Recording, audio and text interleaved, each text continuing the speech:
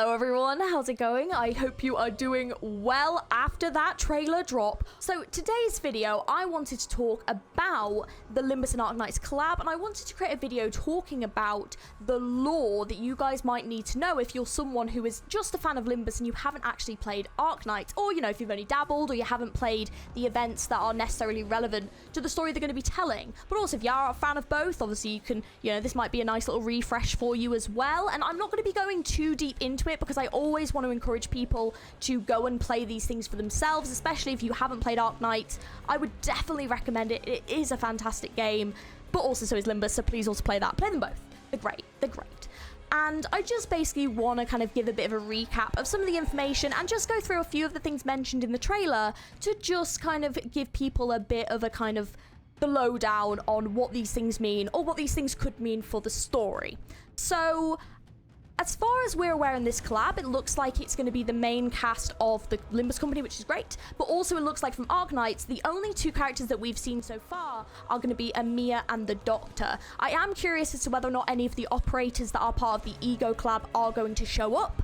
However, I do think only two of them would really be relevant to that, which would be Skadi and Calcit, because they were in the previous event in Arknights, which is related to the Seaborn lore. So if they show up, I'm not going to be too surprised. I'm going to be extremely surprised if Ling and Milnar show up, but also you will hear me screaming.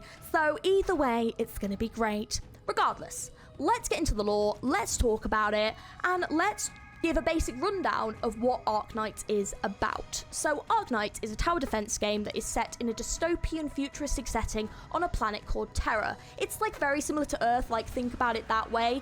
And most of the characters in Terra have like animal-like characteristics. So as you've seen, you know, Calcit is like a cat, like you've got Ling has like dragon-esque kind of characteristics. Like it's not just like animal creatures, it can be like mythical creatures as well. And on Terra, there are these like natural disasters that occur. They're kind of like big storms is the way to think about it, which leave behind this kind of stony material known as originum, which can infect people with a degenerative disease called auropathy. They kind of like get all these like growths on their body. It's really infectious. It can be fatal, but people who gain this condition also gain an ability called arts, which is, it's kind of like magic, and they all end up with like different abilities. It's not the same thing every time, and depending on the severity can depend on the strength of the arts as well. There is a rebel group in Terra known as Reunion, which is kind of like a militant group who kind of wage war on Terra. They have the reasons, it's all part of the main story. They all have auropathy though.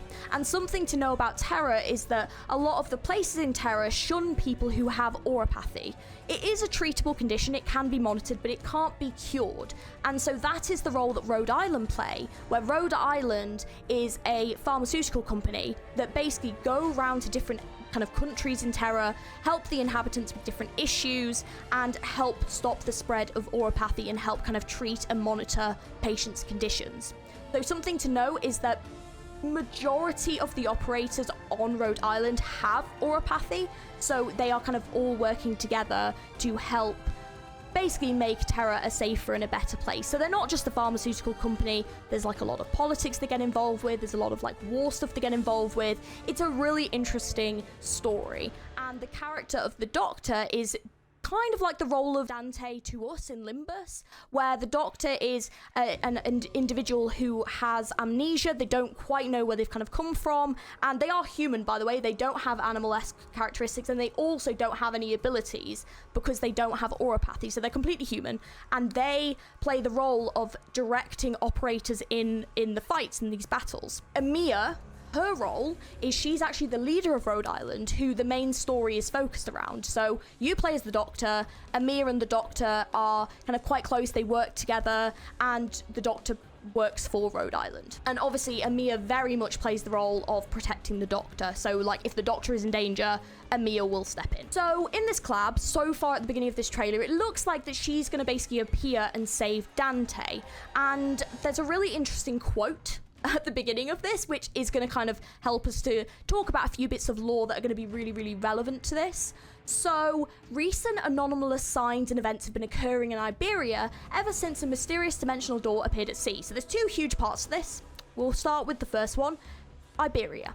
So, Iberia is a country in Arknights, and it's where several stories take place. So, Undertide, Sultafera Navis, Path to Life, the Mizuki set of stories I think also occur there. And it's a country that is currently under the rule of a religious order known as the Inquisition, who have made the region quite isolated. And the region is terrorized by a group of people known as the Church of the Deep, who are like a cult group, and they're heavily influenced by the Seaborn's hive mind mentality. So the Seaborn I have mentioned in a previous video, but the Seaborn are basically these creatures that come from the sea. Like I said, they have this kind of hive mind mentality with each other, and there is like this power dynamic in them where they're like gods of them called like Leviathans that are kind of in charge of them and are very like intelligent, and what they want to do is they basically want to take over Terra. They want to spread the sea, they want to warp people into the Seaborn. That's their goal. They want to fight and they want to like take over. And in the main story there is a godlike creature known as Ishmalar. I won't go too much into what happens with this character because it is part of the Undertides event, which I absolutely would recommend you play, but basically Ishmalar is like a god of the Seaborn, and there are like multiple of them that exist. And so the Church of the Deep are like the humans that are basically corrupted and influenced by the Seaborn to push their agenda forward. So they're kind of using the humans in that way. Like the Seaborn are really intelligent, by the way, and I just add that in. So, because the Seaborn were causing so many problems and taking over so many things, it was experiments done to create a group of the Aegir known as Abyssal Hunters. So, Abyssal Hunters are Aegir, aka sea people. That's probably not the best way of saying it, but they're kind of people who have like sea creatures as like their influence for the character design. And the Abyssal Hunters are like super strong, super powerful. They don't have auropathy, so they actually have Seaborn blood, so they can be really easily influenced by the Seaborn and turn into Seaborn. They can become corrupted, but they fight against that. So there used to be a lot more of them. Then there was this like big war between Ishmalar, this god, and the Abyssal Hunters, and a lot of them got wiped out. So the Abyssal Hunters we see in the Arknights story, there isn't a great deal of them left. That's why this story is like so interesting. So we obviously are going to see one of them, Skadi, who is one of the Ego. I don't know if we'll see her in the story, but that's why it would make sense, because she is from Iberia. We also did see a couple of the Seaborn in this trailer.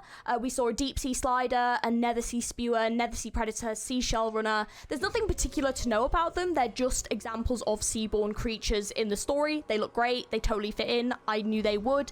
They are from both the Undertide and the Sultafera Navis event, so I do think that this story is probably going to be set after all of the story events that we've had so far in the Arknights story. There, however, was no boss preview. There was nothing to kind of indicate the bosses that we're going to get or a boss that we could get, so I will say my theories towards the end of the video as to which one I think we're going to get. So on to the second part of the quote, which is very intriguing. Mysterious dimensional door appeared at sea.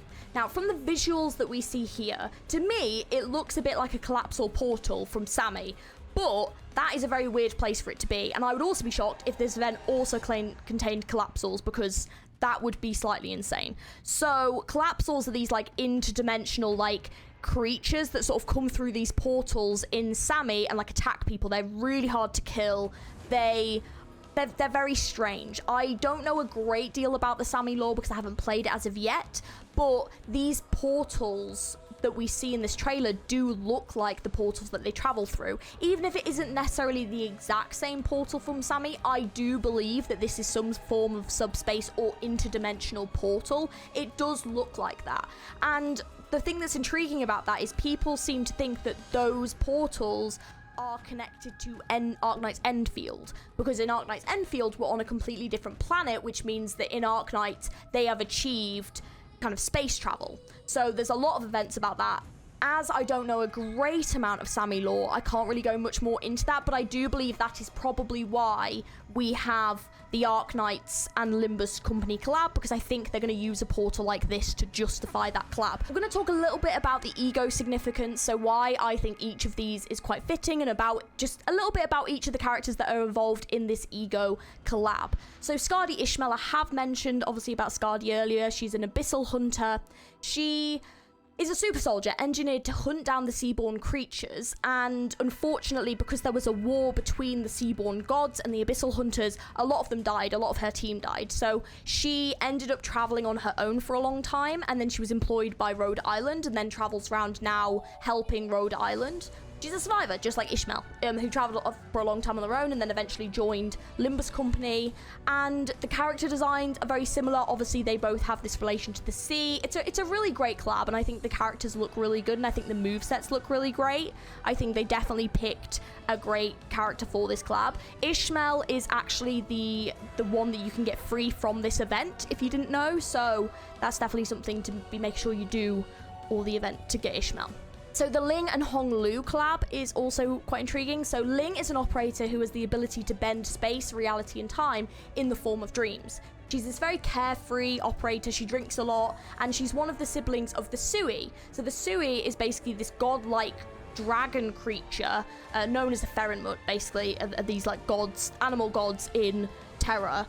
And this creature basically got shattered into multiple fragments. So there's now 12 siblings who each have this fragment of the Ferenmut, and there have been like plans to try and like reform this god, but something like her and some of her siblings fight against, like, because they don't want that to happen. So basically she fights her own destiny, which is very similar to Hong Lu. There's like, they both write poetry, like there's definitely similarities between these characters, and same again, I think they chose really well.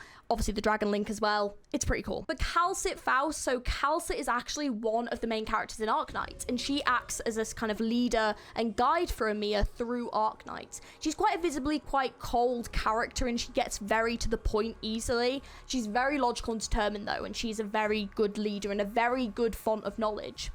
She's played a lot of roles over the course of the entire story of Arknights and its lore, and she just has this insane amount of knowledge about Terra. It's really great. There are even videos of her describing things about Terra, and it really reminded me of the way that Faust has access to her Discord, where like the Gashel staff that she uses, where she can basically consult it for information regarding Limbus Company and the city. So to me, I was kind of like, well, they both have these access to these huge fonts of information. The characters look quite similar, even like the move sets look pretty similar. Like it's really great. I think they chose super well here. And just to also let you know, Monster is this like mysterious creature that has this like symbiotic link to Calcit as well, and so Calcit like summons Monster. I know there's a lot about Monster in the most recent event. I haven't played that as of yet, but yeah, Monster's a bit of a strange creature, but pretty cool. Milnar Gregor, I love this. I was really hoping this was going to be what we got, and then we did. So Milnar is in Terra, this legendary war hero known as the Tenebrous Knight. He saved like many lives of people during these like war-torn times in Kazimierz, which is another country in Terra. But members of his family went missing, and he searched for them for a long time. He like couldn't find them. He became then like very embittered, and like his views on like the role of the knights in Kazimierz changed, and he ended up realizing that people see them more as like tools for entertainment for the masses in Kazimierz rather than Knights of the Realm like protecting people.